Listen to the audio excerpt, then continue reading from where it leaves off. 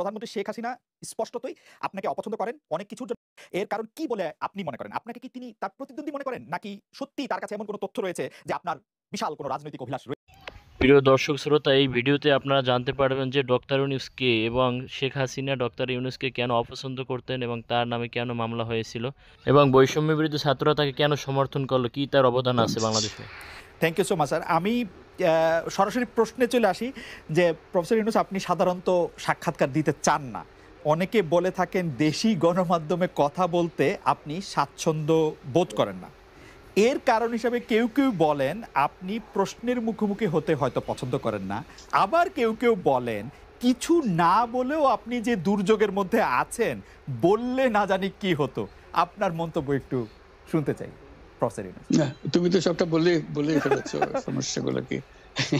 কাজে এই হলো অবস্থা। অবস্থাটা হলো আমি বলছি দেশের কাউকে কিছু বলি এমন এমন কথা তো নয়। বাইরে বিদেশেও যে সবাইকে যে সাদরে নিয়ে আসি তাও না, তাদেরকে অনেক শর্ত দিই আমার এই কথাগুলো লেখার ছাপানোর আগে আমাকে বলতে হবে, যাতে আবার এমন কোনো কথা শব্দ এমন থেকে না যে আমি আর বিপদের সম্মুখীন হব। আমি শুধু বিপদ থেকে দূরে থাকার জন্য এটা করছি, কারণ আমি চারদিকে বিপদের মধ্যে আছি। কাজেই কথা না বলা এটা একটা নিজেকে রক্ষা করার একটা সুবিধা আর কি, কত কম বলা যায় ততই হয়তো ঝামেলা থেকে বাঁচবো। সম্পূরক প্রশ্ন করতেই হয়, নিজেকে কতটা রক্ষা করতে পারলেন প্রফেসর ইউনূস? পারলাম না তো, এত তো খালি বাড়ছে। এখন তো বড় কঠিন অবস্থার মধ্যে পড়ে গেছি। কিছুদিন আগে হয়তো খবর পেয়েছে এই মাসের মধ্যেই যে 12 তারিখে যে ঘটনা ঘটলো, যে আমাদের অফিসের মধ্যে ঢুকে গেল লোকজন, ঢুকে বললো যে এটা আমরা এখন দখল করলাম, এখান থেকে আমরা চালাবো। এটা কি ধরনের আবদারিকতা! আমরা পুলিশের কাছে গেলাম, বললো যে আমরা এই ব্যাপারে কিছু করতে পারবো না। কাজেই তারাও কিছু করলো না। আমরা যাবোটা কোথায়? পুলিশও কিছু করবে না, ওরাও দখল করার জন্য ছুটে আসবে, আমাদের আইন কানুন কিছুই মানবে না। আর আমাদের একটা প্যানিক সৃষ্টি করলো আমাদের পুরো অফিসের মধ্যে। যত লোকজন আছে, বিশেষ করে মহিলা সহকর্মী যারা আছে, তারা খুবই ভীত সন্ত্রস্ত হয়ে গেল যে কি কারবার, কি হলো এটা। কাজে সমস্যার পরিমাণ বাড়ছে, কমছে না। সমস্যা পরিমাণ বাড়ছে, কমছে না। আমি একটু পিছনে আদালতে আপনার বিরুদ্ধে রায় ঘোষণার পরে আপনি একটা প্রতিক্রিয়া দিয়েছিলেন। সেই প্রতিক্রিয়ায় আপনি বলেছিলেন যে বাংলাদেশের একটি কথায় আপনি এরকম বলেছেন যে বাংলাদেশের প্রতিটি নাগরিককে অন্যায়ের বিরুদ্ধে এবং গণতন্ত্র এবং মানবাধিকারের পক্ষে এক কণ্ঠে কথা বলার আহ্বান জানায়।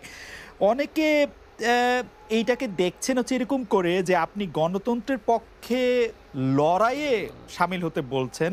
প্রশ্ন কেউ করছেন, প্রশ্ন উঠছে, আপনি কি এইসব মামলা মোকদ্দমা থেকে মুক্তি পেতে এই সরকারেরই পরিবর্তন চাইছেন? খালেদ, তুমি কি গণতন্ত্রের বিরুদ্ধে নাকি? হঠাৎ এটা নিয়ে তো চিন্তিত? আমি গণতন্ত্রের কথা বললাম আমার জন্য, তুমি তো বলে আমিও তো, তুমি বলবে যে আমিও তো আছি, কাজে আপনাকে পৃথকভাবে বলতে হচ্ছে কেন? আমরা সেটাই বলতেছি। কাজে আমরা কেউ গণতন্ত্রের বিপক্ষে না, সবাইকে স্মরণ করিয়ে দেওয়া যে আমরা সবাই গণতন্ত্রের পক্ষে, মানবাধিকারের পক্ষে, আমরা ন্যায় নীতির পক্ষে, রুল অফ লর পক্ষে। এইগুলো না থাকলে জাতি হিসেবে আমরা টিকে থাকবো না তো। কাজে যখনই মনে হচ্ছে যেগুলো এখন ফরেন ওয়ার্ডস হয়ে গেছে, তাতে মনে হবে যে আমাদের সমাজ হিসেবে আমাদের দায়িত্ববোধ অনেক বেড়ে গেল। এগুলোকে প্রতিষ্ঠিত করা, সোচ্চার করা, মুখ ফুটে বলা, এটা সবাইকে বলতে হবে, মুখ ফুটে বলতে হবে। আমার বিরুদ্ধে অভিযোগ হলে আমি বলছি না বলে, আপনি বলছেন না কেন? একবার বলে এখন তোমার প্রশ্নের সম্মুখীন হয়ে গেলাম। অনেকে বলছেন না, আপনি তো শতবার শতমুখে গণতন্ত্রের কথাই বলবেন, আপনাদের সবারই বলা উচিত। কিন্তু প্রশ্নটা এমনভাবে তোলা হচ্ছে যে আপনি আসলে আপনার রায় ঘোষণার পর আপনি বলছেন গণতন্ত্রের কথা, মানবাধিকারের কথা। অনেকে বলছেন যে এই কথা কি আসলে যেহেতু ব্যাপারটা আপনার উপরে আসলো তখনই আপনি আসলে বললেন কিনা, নাকি আপনি আসলে বলতে চানও না, আপনি আগে যেরকম বলছেন? হতে পারে, মুখ যখন বন্ধ থাকে কোনো কথাই বলা হয় না। এখন যখন মুখ খোলার সুযোগ হয়েছে, সামনে ক্যামেরা নিয়ে দাঁড়িয়ে আছে, মাইক্রোফোন দিয়ে দাঁড়িয়ে আছে, কথা বলছি, কাজে মনের কথাটা বললাম আর কি। যেটা মনে ছিল বলা হচ্ছিল না সেটা বললাম। এটা আমার ধারণা এটা সবারই মনের কথা, সেটাকে প্রকাশ করা। তারাও চায় যে তারা বলুক, আমি বললে তাদেরও মনে সাহস আসে যে উনি বলছেন, যখন আমরাও বলতে পারবো। প্রফেসর ইউনূস আপনি যখন বলছেনই তখন আমি এই কথাটা কি একটু ইলাবোরেশন আপনার কাছ থেকে আশা করতে পারি, যে আপনি যখন বলছেন যে গণতন্ত্র মানবাধিকারের পক্ষে এক কণ্ঠে কথা বলার আহ্বান আপনি জানাচ্ছেন, আপনার কাছে কি মনে হচ্ছে যে গণতন্ত্র মানবাধিকারের পক্ষে এখন বহু পক্ষ বহু কণ্ঠ, এটা আসলে এক কণ্ঠে কেউ বলতে পারছে না বা সাহস পাচ্ছে না বা বলছে না, এরকম আপনার মনে হচ্ছে কিনা? আমার মনে হচ্ছে তাই, কারণ বলতে পারছে না তো, মুখ খুলে সব গণতন্ত্রের কথা বলতে পারছে না, যে সেটা বলা, এক বাক্যে বলা, পরিষ্কার কণ্ঠে বলা, এটা আমাদের সবার দায়িত্ব, তো জাতীয় দায়িত্বটা, যে না হলে গণতন্ত্র বলে কিছু থাকবে না আমাদের জন্য, আদৌ গণতন্ত্র বলে কিছু থাকবে না। একটা প্রশ্ন করি যে বর্তমান সরকার আরও স্পেসিফিকভাবে বললে প্রধানমন্ত্রী শেখ হাসিনা স্পষ্টতই আপনাকে অপছন্দ করেন, অনেক কিছুর জন্য আপনাকে দায়ী করেন, পদ্মা সেতু এবং এই সেই, এর কারণ কি বলে আপনি মনে করেন? আপনাকে কি তিনি তার প্রতিদ্বন্দ্বী মনে করেন, নাকি সত্যি তার কাছে এমন কোনো তথ্য রয়েছে যে আপনার বিশাল কোনো রাজনৈতিক অভিলাষ রয়েছে, আপনি কি রাজনৈতিকভাবে তার প্রতিদ্বন্দ্বী হয়ে উঠছেন বলে তিনি আপনাকে অপছন্দ করছেন, না কি কারণে, আপনার কি মনে হয়? আমার মনে হয় উনি মনে করেন যে আমি দেশের সর্বোচ্চ ডাকু, সন্ত্রাসী, কিংবা আমি অপরাধী, আমি সেরা চোর, এই জাতীয় জিনিস মনে করেন। কাজে সেগুলো ব্যাখ্যা করেন উনি তার মুখে। উনি বলেন যে আমি সুদখোর, আমি ঘুষখোর, আমি সব এমন সব কটু শব্দ ব্যবহার করেন, যাতে মনে হয় যে আমার সম্বন্ধে তার ধারণা খুবই খারাপ। কিন্তু এইটা তো এরকম ছিল না। আমরা দেখেছি যে ৯৬ থেকে ২০০১ সাল পর্যন্ত নানাভাবে এই সরকারই বা আওয়ামী লীগ সরকারই আপনার সাথে, বা আপনি আওয়ামী লীগ সরকারের সাথে একসাথে কাজ করতে কোনো সমস্যা হয়নি। আপনি এইটার জায়গাটা কি একটু, ব্যাকগ্রাউন্ডটা কি আমাদের একটু বলা যাবে, যে আপনার কাছে কি মনে হয় কেন এই শত্রুতার বা কেন এই অপছন্দের বিষয়টা একটু সৃষ্টি হলো বা তৈরি হলো? যেই হোক, এটা আমার তরফ থেকে হয়নি। আমি তাকে যথাবৎ শ্রদ্ধা করে নিয়ে গিয়েছিলাম আমাদের মাইক্রো ক্রেডিট সামিটে ওয়াশিংটন ডিসিতে। আমাদের প্রধান অতিথি করে নিয়ে গেছি, সবাই সম্মান করেছে। কারণ এই মাইক্রো ক্রেডিটটা তখন পৃথিবীর সামনে আসছে, বড় আকারে আসছে, এবং এটা বাংলাদেশের অবদান হিসেবে সবাই স্বীকৃতি দিচ্ছে।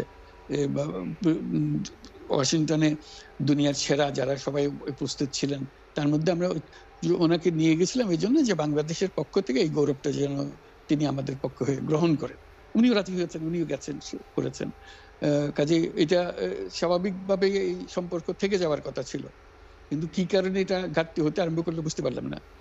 কিছুদিন পর থেকেই ওনার আচরণ এবং তার শব্দ পরিবর্তন হতে আরম্ভ করলো। এমন পরিবর্তন হলো, এখন আমাকে চোট বদমাইশ ছাড়া আর কোনো বিষয়ে উনি মনে করেন বলে মনে হয় না আমার কাছে। আসলে এটা নিয়ে কথা বলাটা একটু বিব্রতকরই, কিন্তু কেউ কেউ এটা বলে থাকেন যে বিশেষ করে ওই যে ২০০৭ সালে যে 111 সরকার আমরা যাকে বলি, তাদের যে বিরাজনীতিকরণের একটি চেষ্টা, সেই চেষ্টার মধ্যে আপনার অংশগ্রহণ আছে কিনা? যদিও বারবার বলা হয় যে আপনি আসলে সেই ক্ষমতাটা দখল করতে চেয়েছিলেন, অথচ আমরা উল্টা শুনেছি, আপনার মুখেও শুনেছি, যারা ওই সময় কুশলভ ছিলেন তাদের মুখেও শুনেছি যে আপনাকে আসলে অফার করা হলো, আপনি সেটি ফিরিয়ে দিয়েছিলেন।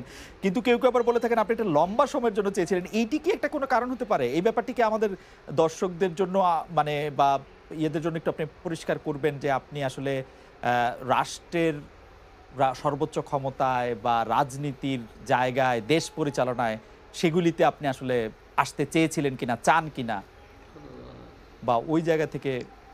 যদি চাইতাম খালেদ, যদি চাইতাম, তখন যখন মিলিটারি আমার বাসায় এসে বসে রইল সারা রাত আমাকে রাজি করানোর জন্য, আমি তো লুফে নিতাম। রাজি করানোর জন্য বসে থাকতে হবে কেন? আমি যদি ক্ষমতাই চাইতাম, বলে আর চলেন চলেন, কি করতে, কি কোন জামাটা পড়তে হবে দেখিয়ে দেন, এখনই যাচ্ছি। আমি তো সেটা করিনি। তাদের সঙ্গে তর্ক করেছি, সারা রাত ধরে তর্ক করেছে যে না ভাই, আমাকে দিয়েন না, আমি এই কাজের উপযুক্ত না, আপনারা অন্য লক্ষ্য যান। তারা আমার উপরে মন ঠিক করে ফেলেছে, আমাকে নিতে হবে। আমি বারে বারে বলতেছি তাদেরকে, তারা নিরাশ হয়ে ফিরে গেল, বললো যে সকালবেলায় আবার আসবো, সকালবেলায় আসলে তখন আপনি আমাদেরকে বলেন যে রাজি আছেন। আমি বললাম যে না, সকালবেলা আসলে একই কথা পাবেন, কারণ আমি তো এটা এমন কিছু না যে মনের মধ্যে সন্দেহ রেখে, দ্বন্দ্ব রেখে আপনাদের বলছি, অত্যন্ত পরিষ্কারভাবে আপনাদের কাছে বলছি। ঠিক আছে, তা না হলে তো আমি সঙ্গে সঙ্গে রাজি হয়ে যেতাম। কে ছাড়ে আপনাকে দেশের পুরো সরকারের প্রধান হবার জন্য আহ্বান জানাচ্ছে, বাংলাদেশে এরকম কয়জন মানুষ আছে বলবো যে না আমি এই দায়িত্ব গ্রহণ করব না, আমি তো করলাম সেটা। এখন আমার নামে বলা হচ্ছে 10 বছর ছিল, আমি বছর নিয়ে তো প্রশ্নই ওঠে না। প্রশ্ন হচ্ছে আগামীকাল সকালবেলা আপনি শপথ গ্রহণ করবেন এই কথা, আমি বললাম যে না করবো না। তারপরে এরপরে তো কয় বছর কয় কাণ্ড, আমি 10 বছর দিয়ে কি করবোটা কি, আমি 10 বছর দিয়ে আমি তো বলছি আমি এই কাজের জন্য নই। দেশে আমার দেশ পরিচালনা করা আমার দায়িত্ব না, আমার কাজ না, আমি জানি না এটা কিভাবে করতে হয়, আমি যেটা জানি সেটা করি। Make sense. আপনার